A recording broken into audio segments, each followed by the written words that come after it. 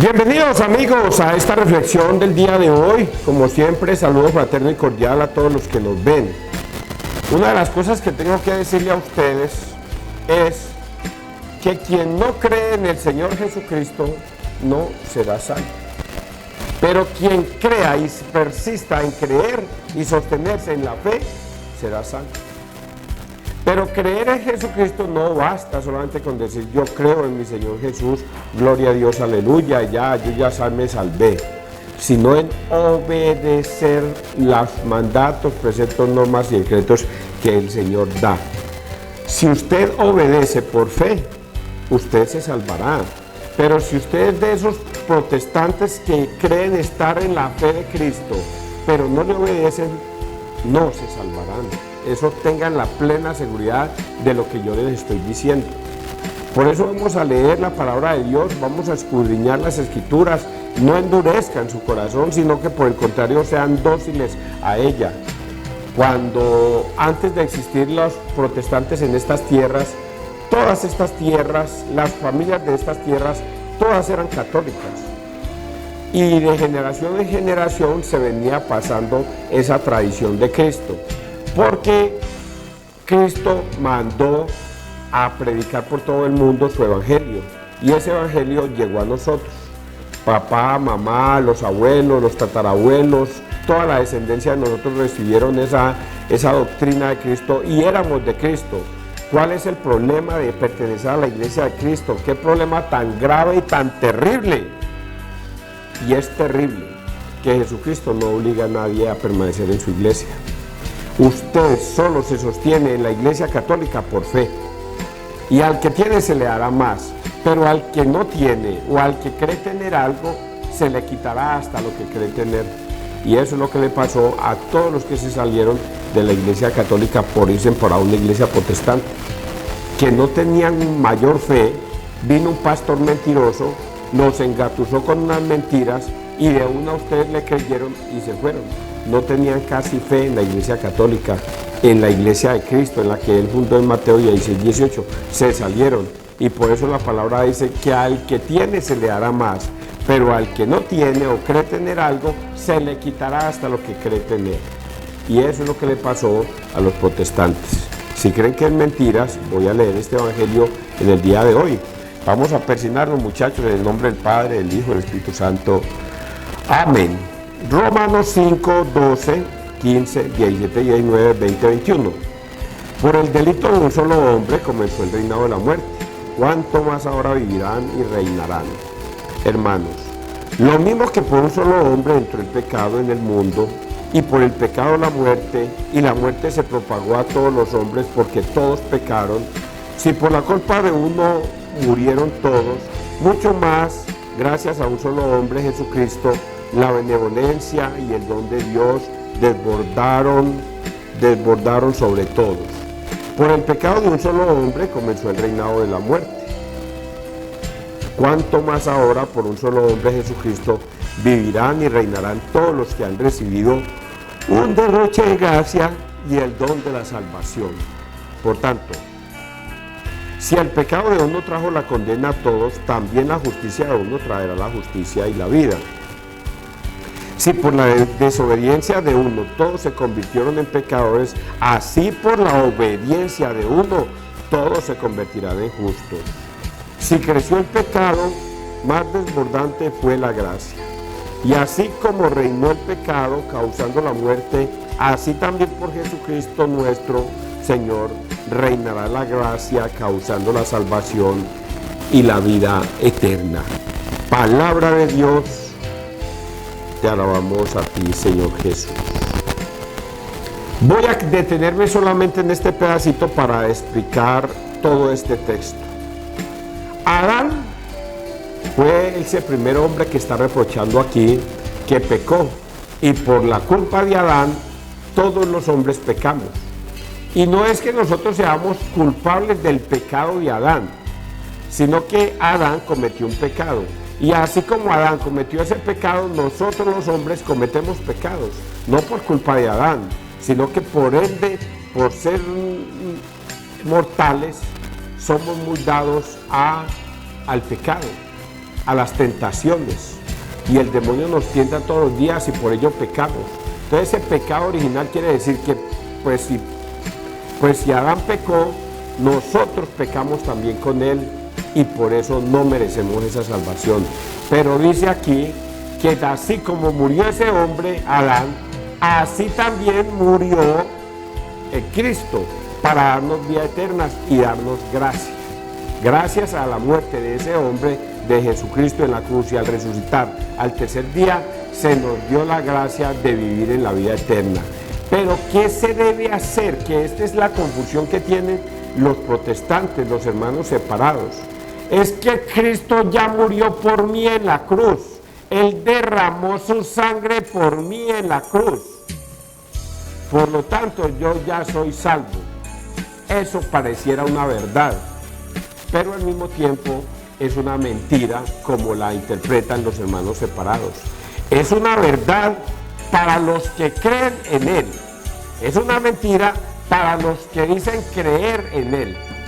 ¿Sí entienden las dos diferencias? Los que dicen creer en Él, que son los protestantes, no le obedecen a Cristo, mientras que los católicos le obedecen a Cristo y son salvos. Todos los católicos, no. Los que atienden y obedecen a Cristo.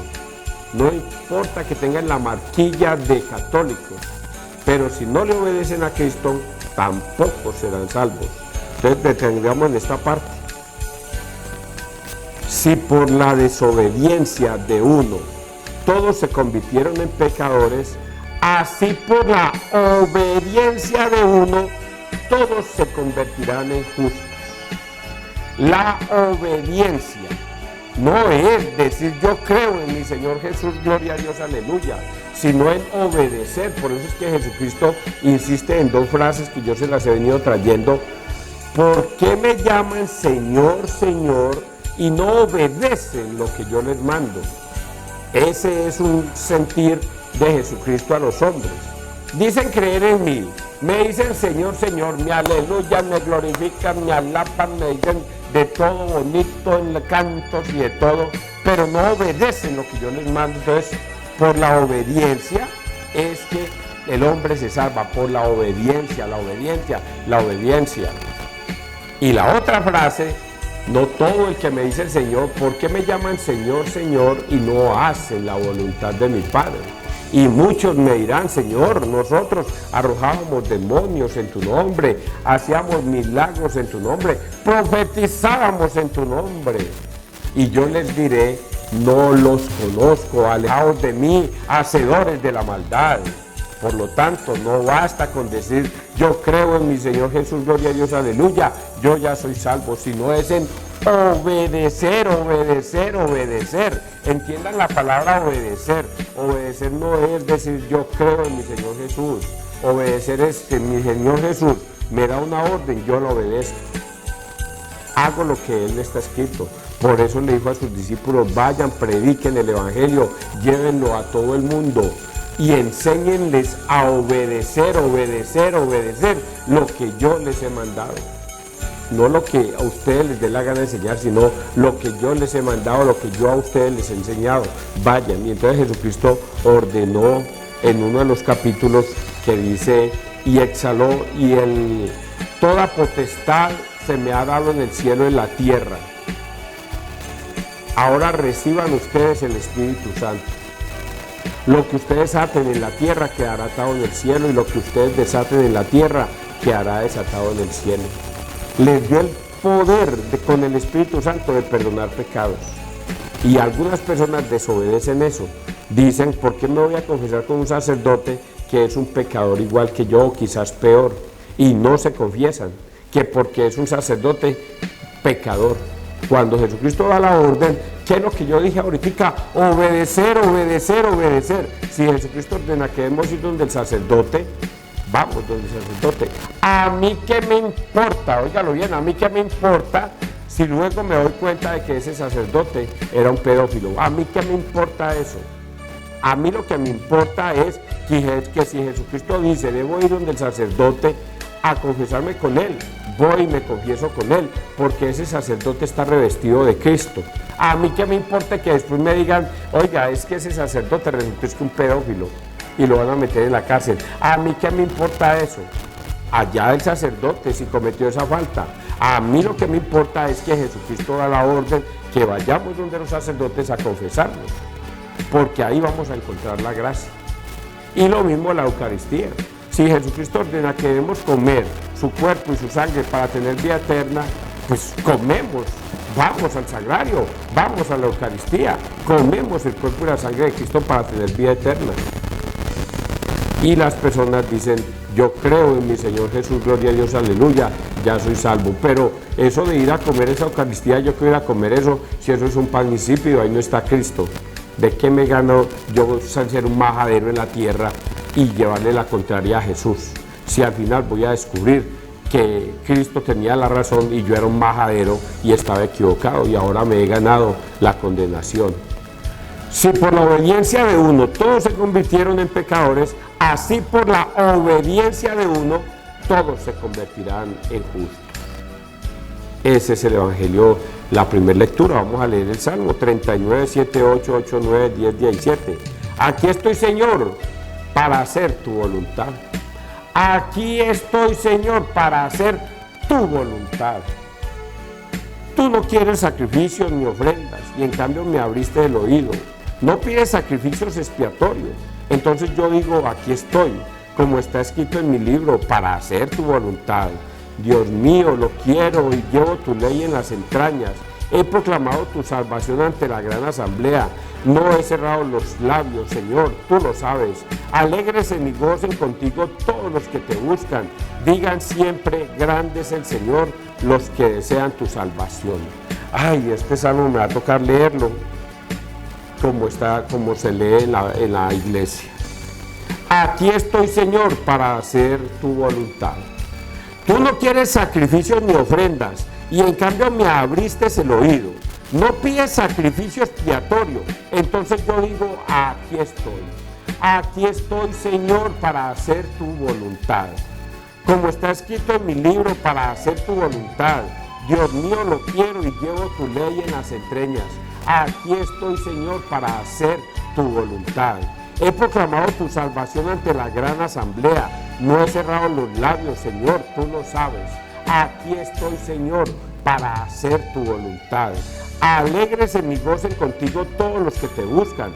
Digan siempre, grande es el Señor, los que desean tu salvación. Aquí estoy, Señor, para hacer tu voluntad.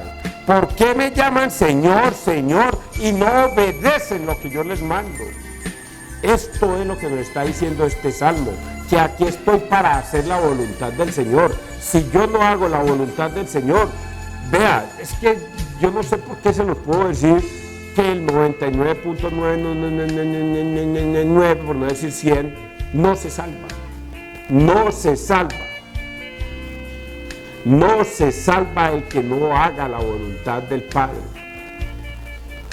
De nada le sirve con glorificarlo, aleluyarlo, cantarlo, con bailarlo y hacer de todo, pero si no hacen la voluntad del Padre, no se salvan. Aquí estoy, Señor, para hacer tu voluntad. Y la voluntad del Padre es que obedezcamos todo lo que Jesucristo ha mandado. Toda potestad se me ha dado en el cielo y en la tierra. Vayan, y a quienes reciban el Espíritu Santo, a quienes les perdonaren los pecados les quedan perdonados. Dio una orden. ¿Qué debemos hacer? Aquí estoy, Señor, para hacer tu voluntad. No, yo no voy por allá de un sacerdote que es un pecador igual que yo o peor. No, aquí estoy, Señor, para hacer tu voluntad. Si el Señor lo ordenó, yo mande, Señor, que tu siervo escuche. Vamos a leer San Lucas 12, 35-38. Dichosos los criados a quienes el Señor al llegar lo encuentre en vela. Aquí estoy, Señor, para hacer tu voluntad. Vamos a decir que es esto mismo. En aquel tiempo dijo Jesús a sus discípulos: tened ceñida la cintura y encendidas las lámparas. Vosotros estad con los que aguardan a que su Señor vuelva de la boda, para abrirle, apenas venga y llame. Dichosos los criados a quienes el Señor al llegar los encuentre en vela. Os aseguro que se ceñirá, los hará sentar a la mesa y los irá sirviendo. Y si llega a entrar a la noche o de madrugada y los encuentra así, dichosos ellos. Aquí estoy, Señor, para hacer tu voluntad. Palabra de Dios, gloria a ti, Señor Jesús. Dichosos los criados que esperan en el Señor, que mantienen en vela. No importa la hora que llegue el Señor, ellos lo están esperando. Sobre este pasaje bíblico vamos a encontrar muchas partes, muchos mensajes parecidos. El de las vírgenes, las 10 vírgenes que esperan. Si ustedes supieran cuándo vendrá el ladrón, entonces ustedes estarían preparados, pero como ustedes no saben cuándo vendrá el ladrón a socavarlos, entonces ustedes vigilen, estén preparados siempre, porque ustedes no saben en qué momento les va a llegar la pelona. No saben en qué momento va a llegar la muerte a ustedes, entonces estén preparados.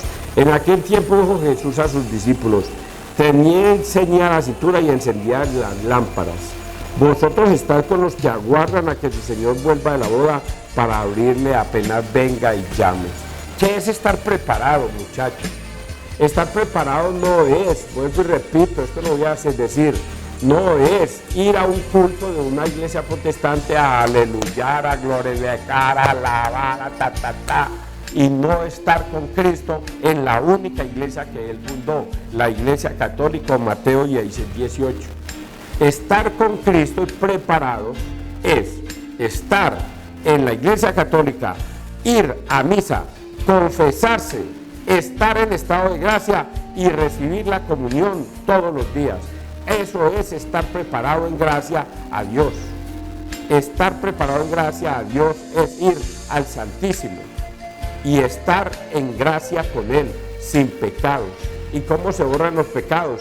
No es mirando para el cielo y diciéndole: Señor, perdóname por mis pecados y ya usted me los perdonó. No, es yendo donde el sacerdote, a que el sacerdote te absuelva de tus pecados a través del Padre, del Hijo y del Espíritu Santo. Eso es estar en estado de gracia del Señor. Si usted no lo está, no sirve. Vamos a leer, a continuar con esta otra parte. En aquel tener ceñida la cintura. Dichosos los criados, a quienes el Señor al llegar los encuentre en vela. Os aseguro que se ceñirá, los hará servir a la mesa y los irá sirviendo. Y si llega de madrugada o de noche, los encuentra así, dichosos esos. Por eso, cuando nosotros vamos a misa, la misa llena, 500, 600, 700 personas, depende de la iglesia, llena. Y cuando van a comulgar, el 10%, el 15%, de 300 o de 60 o de 100, 30. Eso es lo que van, o 10 o 15. Pero toda la iglesia debería estar metida, porque aquí dice que debemos estar preparados a la venida del Señor. Si el siervo cuida eso, se salvará. Si el siervo no cuida eso, se condenará. Y los hermanos separados, por estar metidos en una iglesia separada, por no estar en la iglesia de Cristo, se condenarán.